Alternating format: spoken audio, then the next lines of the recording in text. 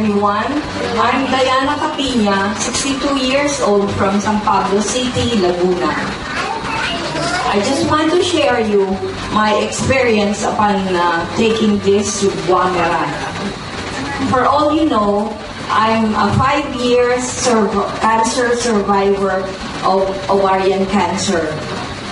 And ever since this was introduced to me by Tito Romy Rile, and through the kindness of Ma'am Marlene Ramirez na pinautang pa niya muna sa akin, ay talagang magaling ang effect. Before, we have 13 steps in the house, stairs. Before I could reach the 13th step, hingal na ako. And konting galaw ko lang, konting lakad ko kasi when I undergone operation, they removed my 2 fallopian tube, 2 ovaries, and cervix. And syempre maraming nawala sa akin, kaya medyo parang nanghihina ako, dahil ako mapagod. Yes.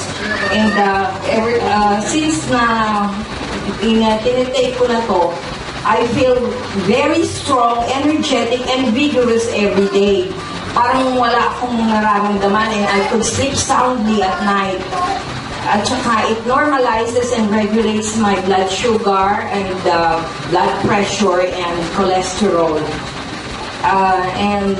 Inintroduce ko rin to sa daughter-in-law ko kasi she's been complaining of back ache and he could hardly breathe. And because she's skinny. And when she took this, she said, "Mama, ang galing pala nung pinaano mo sa akin. Ang ganda-ganda ng pakiramdam ko."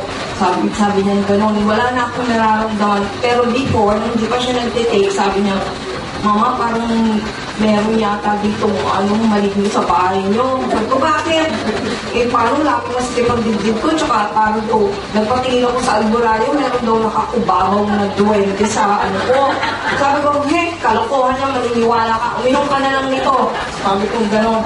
Tapos yun, the effect, pagka-inom, ayun, tuwan-tuwa siya na ang ganda daw na result sa kanya. Kaya I thank so much, first of all, Tito Romy Rile, and most of all, Ma'am Marlene Ramirez, kasi bukod sa in-explain niya sa akin ng effect nito, na before parang hesitant pa ako na to accept, isa pa, wala pa akong ibabayad, pero pinautang pa niya muna sa akin ang 5 bottles of this. And from that, thank you so much, Guamera, and I should say this is a supercalifragilistic, I should say, medicine and miraculous as well. Thank you so much, Guamera.